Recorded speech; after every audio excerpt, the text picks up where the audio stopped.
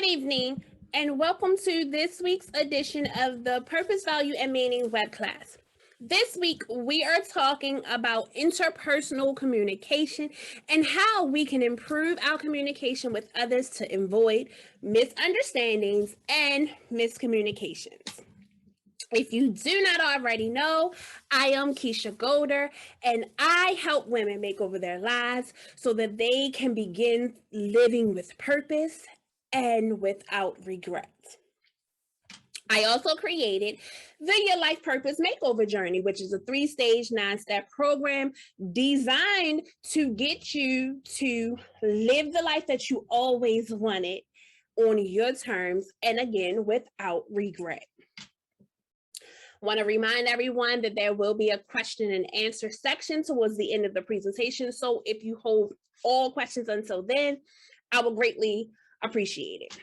Before we jump into tonight's topic, let's do a quick recap of what we talked about in the last web class. The last web class was about intrapersonal communication, which is self-talk, how we talk to ourselves, the thoughts that goes through our minds, how we interact with ourselves. So we learned the role that interpersonal communication plays in our lives. We also learned how we can change our interpersonal communication to serve us better in life. So instead of having negative self-talk, we learned how to change the negative into a positive and what the benefits of having positive self-talk is. So tonight, we are talking about intrapersonal communication. We're going to learn exactly what it is, methods that we can use to develop our interpersonal communication, and of course, the benefits of having good interpersonal communication. One, of course, is less miscommunications and less misunderstandings. So let's jump right on in. What is interpersonal communication? Interpersonal communication is the exchange of information among two or more people. So this exchange can be verbal, it can be nonverbal, it can also be thoughts, ideas, feelings, and a whole lot more. If you're in the workplace, this interpersonal communication can take the form of team meetings, client calls, memos, emails, performance reviews, informal and formal chats. And so basically, anytime that you are talking to someone other than yourself is interpersonal communication. Now, what are the types of interpersonal communication? You have oral communication, which is any form of spoken communication. What I am doing now is I am having oral interpersonal communication.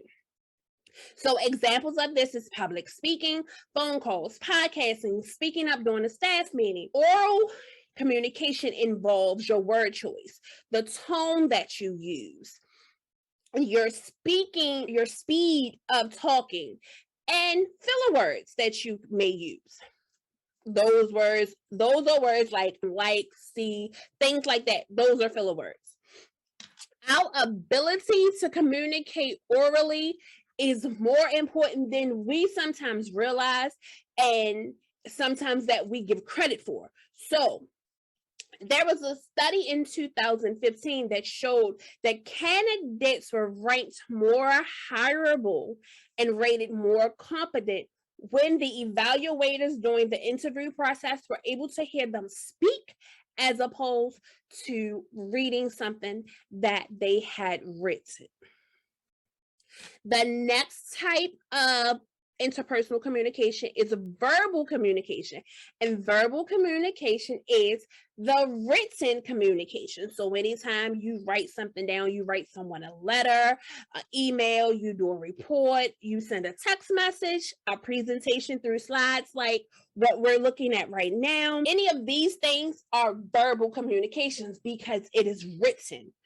And also, gifts and emojis are verbal communication because it not only expresses our thoughts and our feelings, it also enhances those thoughts and feelings, and it makes it easier for some people to connect with what we are saying through the writing.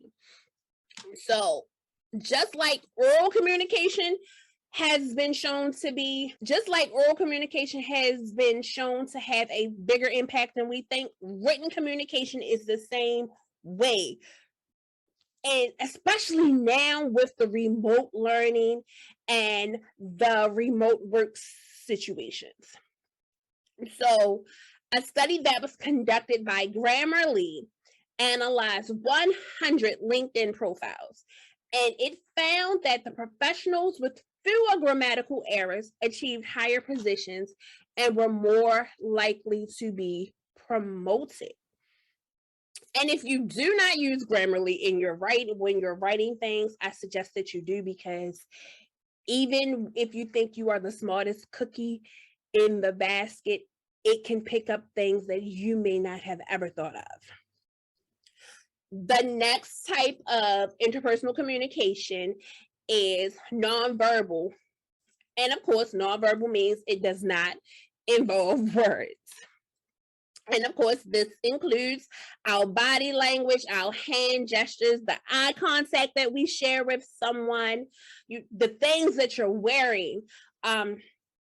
In these remote situations and Zoom meetings and things like that, what your background looks like. All of these things speak to the other person, whether you are realizing it or not. So by my background, you may think she's very esoteric, or she looks at the bigger picture. It could also make you think that, wow, she likes purple, which I actually do. It's my favorite color. But these are all things that are conveyed through nonverbal communication. How many of us have used air quotes? I know that I have. I don't use them often, but I have used them. So when you use things like air quotes, you can change the tone or the meaning of a word simply by that single hand gesture. If you say, that's my friend, the person that you're communicating with knows that you're changing the meaning of the word friend because you're using those air quotes. And also, again, the tone that you use when you're saying it. Video calls like Zoom, or there are so many other apps now that people use, help us with the nonverbal communications because it allows us to see the other person that we're communicating with. If it was just a simple email or a simple text, it's left open to interpretation because sometimes what you write isn't always conveyed how you want to convey it. For me, I am a person, when I receive texts or emails and it's someone that I know, someone that I've had encounters with, like face-to-face, person-to-person, I always read those things in that person's voice. And so with tones that I'm used to them using, inflections, and all of those things, that's how I read those texts, that's how I read those emails. And so when I do that, it's easy for me to pick up on what the person means, whether it's conveyed properly or not, because I'm used to having those person-to-person, face-to-face interactions of communication, and I'm able to pick up on those different things that they might have meant and wasn't conveyed properly. But also, you have to make sure that you are communicating with someone who, if they don't understand what you are saying or they don't understand what you're trying to convey, they're going to ask you about those things. And the fourth type of interpersonal communication is simply listening. Listening is more than just hearing. Listening is hearing and actively understanding what is being said. Just like I said, if you are sending texts and you're not understanding what the person is meaning through those texts, but you don't question or you don't follow up to help your understanding of what's being said, then you're not listening, you're not engaging properly. So examples of this, of course, are making eye contact, nodding, and taking notes. How many times have you been walking down the street and you've seen someone and they gave you the head nod? They're saying hi. That is a way of communication that we do. How many times have you been in the audience and someone was speaking and you guys made contact and you just nodded your head to let them know that they were doing good and that it was okay to move on because you, and even if it's not just you in the audience, but you are engaging, you are understanding, you are connecting with them.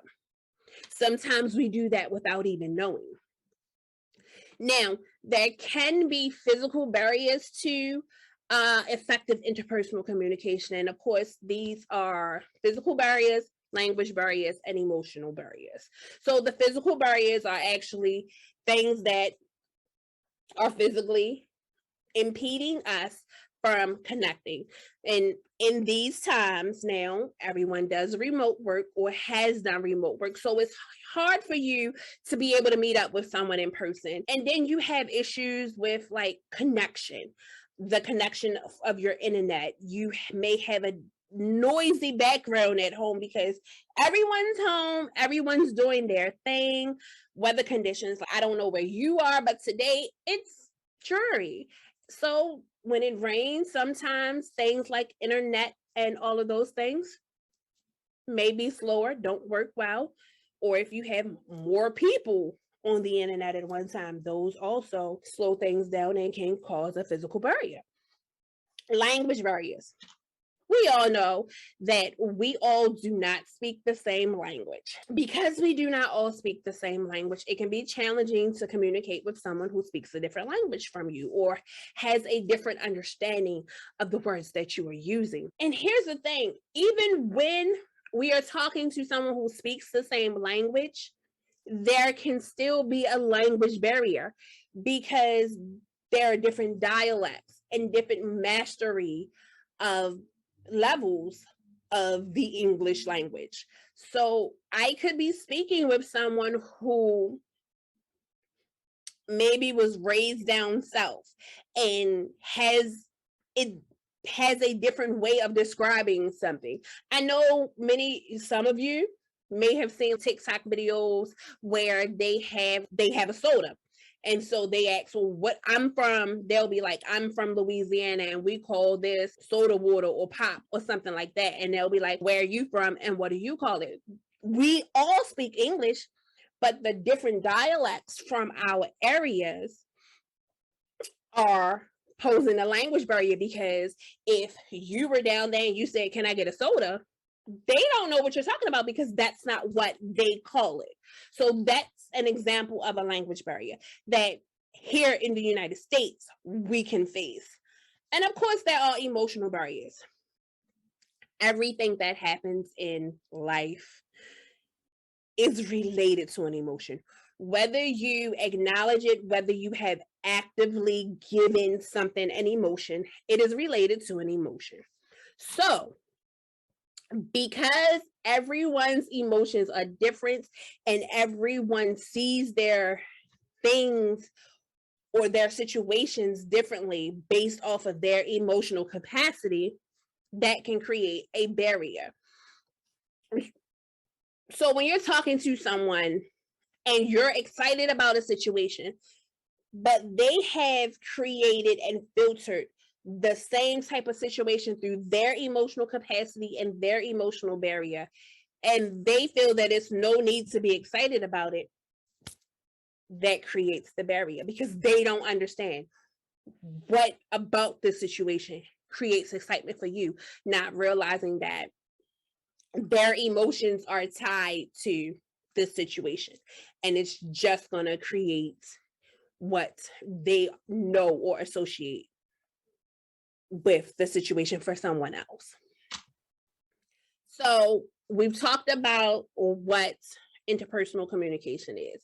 Now we're going to talk about different ways that we can develop our interpersonal communication. Some of the simple methods, some of the methods that would be easy for people to come up with. Enroll in a training course.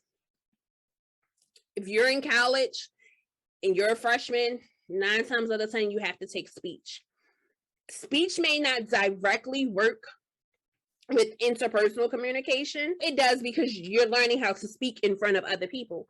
but it may not get into real heavy the interpersonal communication styles and things like that, but it helps you become comfortable with talking to other people. If you are in a work environment, ask your job to host a training for interpersonal communication, because everyone in that office or everyone in that building situation, everyone that works for this organization needs to be proficient at interpersonal communication in order for them to be successful. So ask your job. It's a small investment, but at the end of the day, the business will benefit from it. Whether it's online or, like I said, if you're in college, even if you're not in college and it's something that you want to do, see if you can just enroll in that one class to give you some practice, some background, some experience in it. The next one is identifying your strengths and weaknesses. So a lot of the times we have these strengths and weaknesses, but we don't look at them as strengths and weaknesses because we just see them as a part of who we are. And it becomes harder for you to identify them than it is for someone else. So connect with family, friends, coworkers, and allow them to shed their insight into your strengths and weaknesses. You can definitely try to identify them yourself. And I know if you work with me as a client, we are going to focus on your strengths in stage 2, step 6, because that stage is all about your strengths, because it's important for you to know what they are. And of course, as a part of identifying your strengths and working on your strengths, we will touch on weaknesses as well. The next one is exercise your interpersonal skills. How do you do that? We have communication with people several times a day, but most of the time it's the same people. So get outside of your comfort zone. Join a book club, join a new social group. Allow yourself to observe interactions and body languages that you're not necessarily used to, that are different from the ones that you encounter daily. Because there's a whole big world out here and everyone does not act the same. And so you have to know that the people that you are working with or the people that you may encounter interact with things differently. And lastly, evaluate your interactions.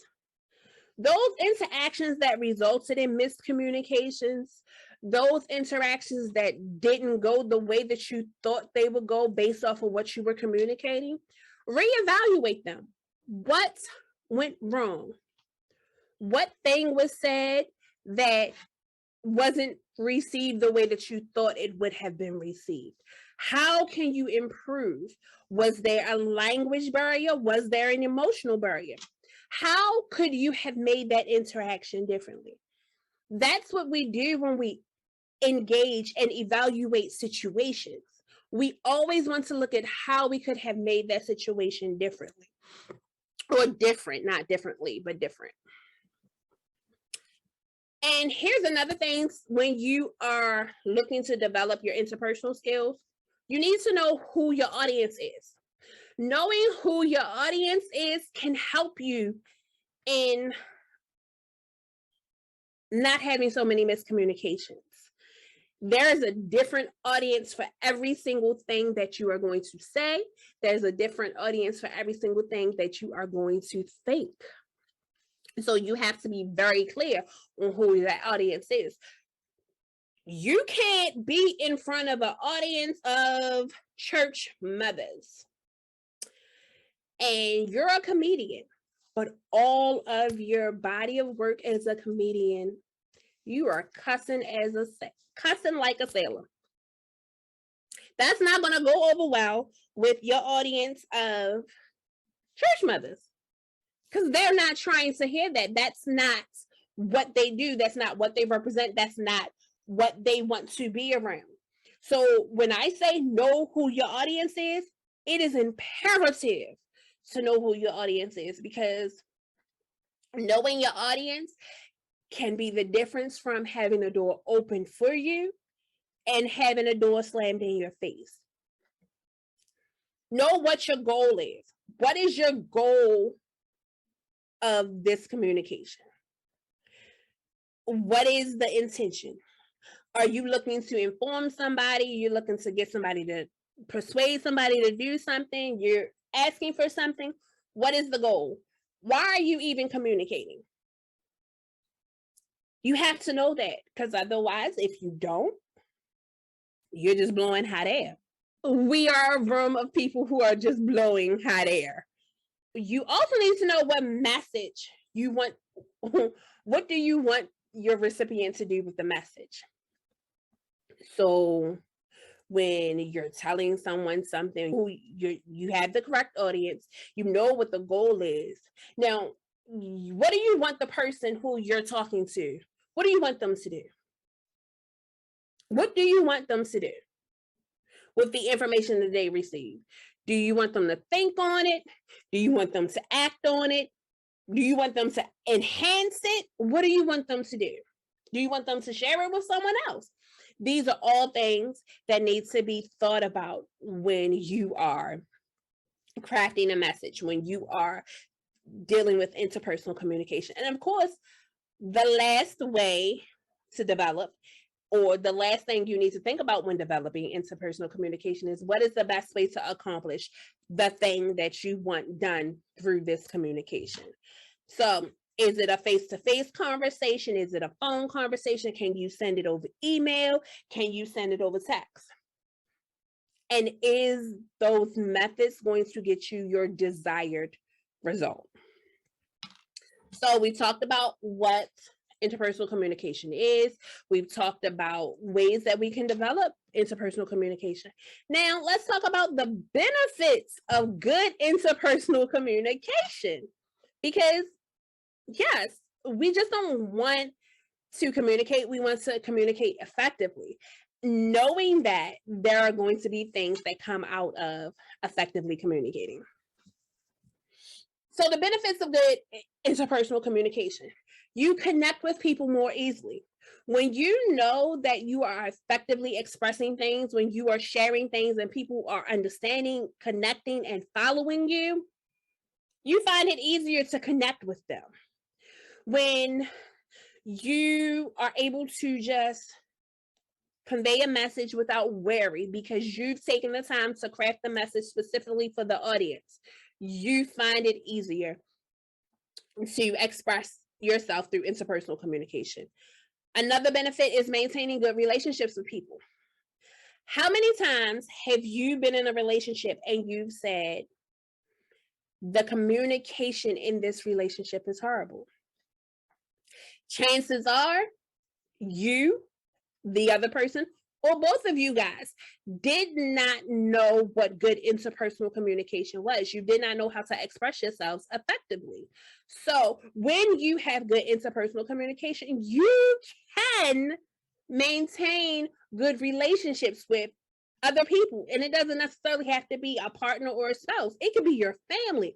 All of these things matter when you are able to communicate yourself without becoming emotional, without letting your emotions lead you, because that's a big part of why interpersonal communication doesn't work, because we allow our emotions to lead us.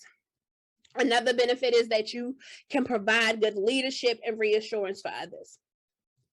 When you are able to think clearly, know the message, know your audience, know exactly what you need them to do, you are a great leader. And that is a part of good interpersonal communication. Not that you want to be someone's boss, but that you can tell someone exactly what you need them to do without any misunderstandings, and it gets done. The next one is you can express your needs in an effective manner. This is especially helpful in relationships, because a lot of times in relationships, we just leave things in the air. We leave things open-ended. Express what you need. Express it effectively. And that way, once you express it effectively and it's not being met, your needs are not being met, your needs are not being taken care of, you can revisit it and say, I expressed X, Y, and Z to you. And it told you that this is what I needed to feel safe, or this is what I needed to feel secure in this relationship. You're not meeting that. Why? Did you not understand what it is that I needed? You're able to express yourself where someone can understand you, someone can follow you. And then it shows you that if they're not meeting what you need, it's because they don't want to. You can also give and get emotional support when you have good interpersonal communication, because you can understand where a person is coming from. You can understand how a person feels without necessarily allowing yourself to get too emotional about it. So these are all benefits of good interpersonal communication. I always have something that I want you guys to remember, and that is that your interpersonal communication is just as important as your intrapersonal communication. You can't have one without the other. Both are equally important. And so the more you work to better your intrapersonal communication, you should be working as equally hard to improve your interpersonal communication. If there are any questions, you can feel free right now to ask me whatever questions you have. You can unmute yourself. You can also type it in the chat box. Okay, so here's where you can find me. You can find me on Facebook at Coach Keisha Golder. You can subscribe to my YouTube, which is Keisha Golder. Follow me on LinkedIn at Keisha Golder. And of course, you can always connect with me on my website at KeishaGolder.com. There you are able to view old web classes. You are able to read blog posts. You're able to connect with me through my email. You can leave suggestions with things that you are interested in and that you want me to talk about as it pertains to life purpose. All of these wonderful ways to connect with me. So let's get connected. Today's web class, we focused on stage 2, step 4, which is interpersonal communication. As you can see, I also mentioned that if you work with me personally in the identifying strengths part of why we need or how we can develop our interpersonal communication, that's step 6. So everything that I talk about is on this map to getting us to living a purposeful life. Everything is connected. And even though it's connected, we can't just go, oh, I'm gonna jump here and I'm gonna go there. And no, this is literally a connect the dot situation. Because if we want the best outcome, we have to follow the course as it goes. The next web class we are going to talk about your strengths. Of course, why would I not follow up interpersonal communication without allowing us to identify our strengths? So that is what we're going to talk about.